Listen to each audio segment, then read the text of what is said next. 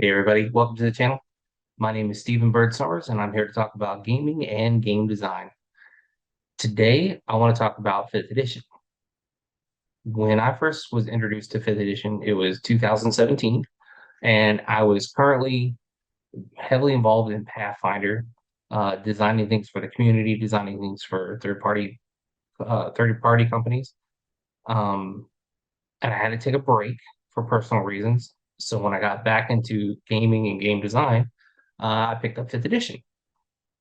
So I have a long history of gaming, going back to AD&D, um, 3rd edition, 3.5, again, Pathfinder, and then 5th edition, 4th edition, 5th edition, multiple different systems. I found myself that every system that I ended up picking up, I couldn't help but tweak it and design it to get what I wanted to see across. So when I came over to 5th edition, I made notes and I just sat on them, and I've sat on them for years. And I pulled them out in my homebrews. I pulled them out in my, campaigns that I run.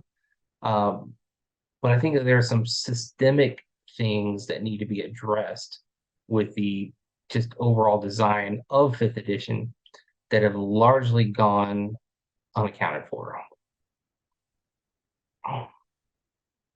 I've seen plenty of other people's videos of how they would fix this, how they would do this, how they homebrew that, addressing different classes. Like, hey, this class is imbalanced, this class is unpowerful, this class needs this class needs that. And I agree with all of it, but I've never seen anybody actually address the stuff that I'm going to talk about here today. So let me get started. I want to start off with the level design and the scaling proficiency bonuses. I think that was great. I love proficiency bonus.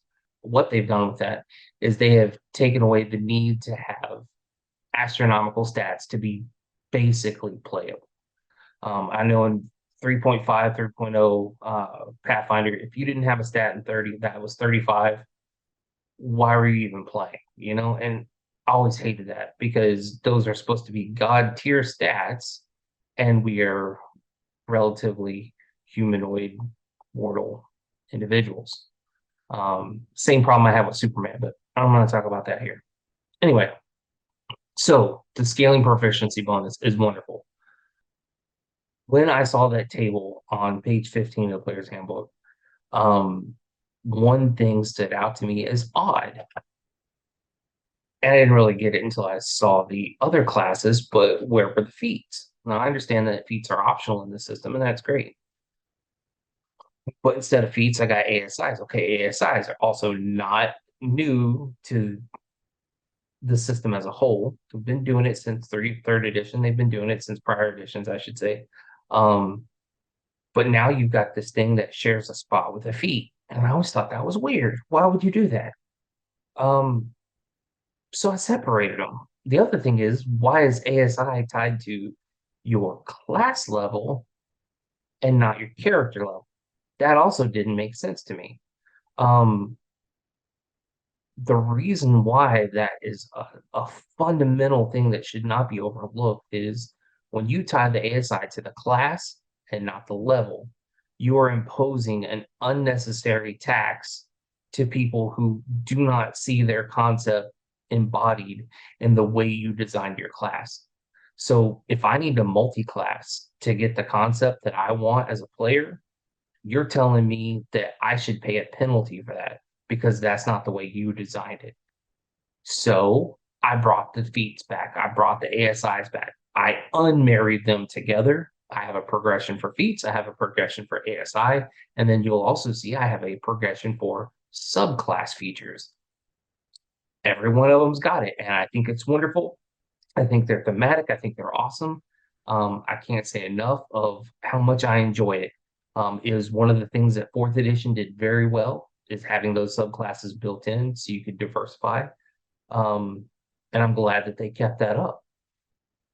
Why aren't they all at the same level? I don't know. Why can't they be at the same level? Well, because we've been playing this edition now for multiple years. We're just used to it. Let's bring them back at set levels to show they are character advancement by level, not by class. So the two big reasons that I did this instead of the way it's presented is because one, I talked about it, the penalty, the unnecessary penalty for multiclassing. And two, I've noticed that there are multiple classes that are multiple attribute dependent, also called MAD. If we're going to give these people their ASIs at regular intervals, they need them to essentially play their class the way that the class is supposed to be played.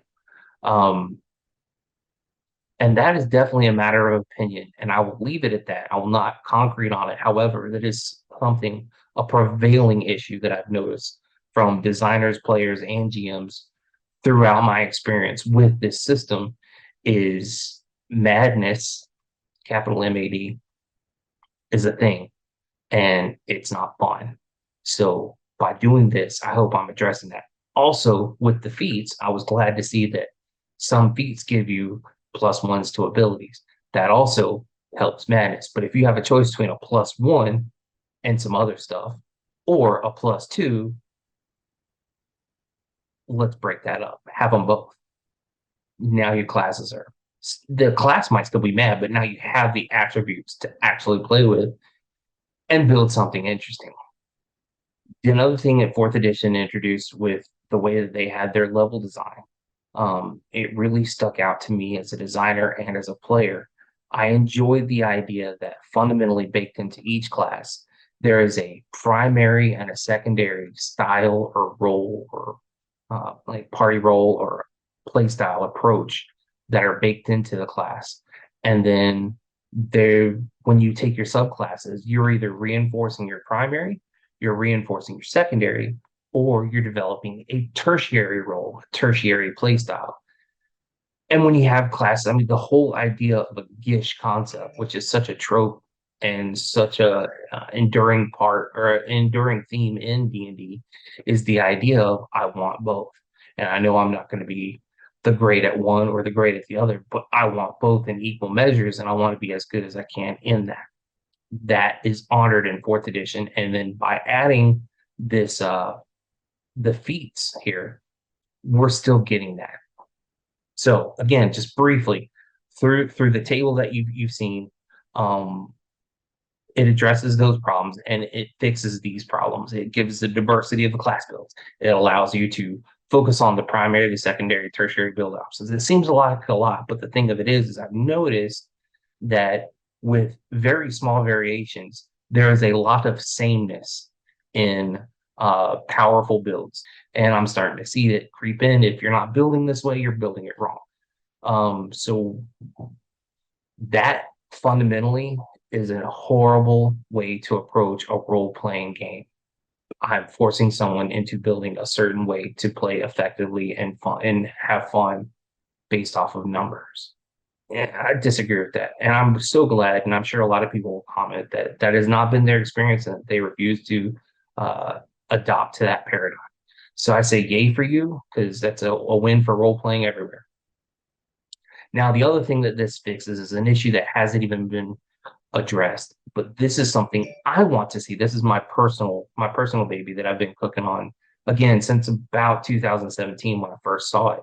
Um, no one's talked about this to my knowledge. And please, if I'm wrong at any point of this, and there are actually people that are addressing this and talking about this, let me know, because I want to hook up with those people and talk about this, because this has been my super love. And that is the idea of cross-class subclasses. Now, me, I'm a rogue. I love rogues. I play rogues. They're my favorite. My very first D&D character was a rogue. And, every edition, every video game, every anything I get a chance to, when I have my first play through, I try to go for that rogue style. So cross-class subclass. I've got my rogue, my level 1 through 20 rogue, but when I go to take my subclass features, I want to take a subclass that belongs to another class. I personally have a military background. I love the combat medic. I love the special forces style of play. I love the tactics and the, just all of that kind of stuff, everything that's associated with that. I want to dress in camo. I want to be Rambo, and the rogue fighter is the best way to do that. Everyone think it would be Ranger, but Ranger's always been broken, so we're not even going to talk about that yet. I want a Battle Master Rogue. I want an Eldritch Knight Rogue because Arcane Trickster as a rogue doesn't suit my style. Like I want to be a little bit more aggressive with my magic. I want to be a little bit more aggressive with my play style and not crumple like a wet paper bag. Another one, the Beastmaster from Ranger, Beastmaster Rogue. Now, Beastmaster needs a completely rebalancing, and I think Unorthodox Canada did a really good job of trying to course correct from that one. But the idea of I've got my pet and I'm still a rogue, that's amazing. I love it. Way of the Shadows Monk. One thing that we haven't seen in a while is the Shadow Dancer. This is a way to bring that back. It's essentially a Way of Shadows monk on top of a rogue chassis. That works. And, Circle of the Moon druid as a rogue. I'm now a werewolf rogue. I like it. I could do so much with all of these concepts. And that's just rogue, and that's just a handful. You could do any class, any subclass, mix them together, embody what you desire to play, get your hero experience across. So we've got that cross-class subclasses. So that opens up the floor in precedence for the idea of multi-class subclasses.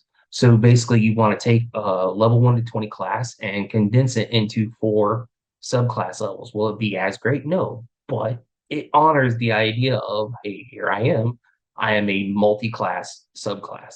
So that could be the fighter, that could be the barbarian. I would love to find a way to make a spellcaster, like a full caster, into a 4-level classes.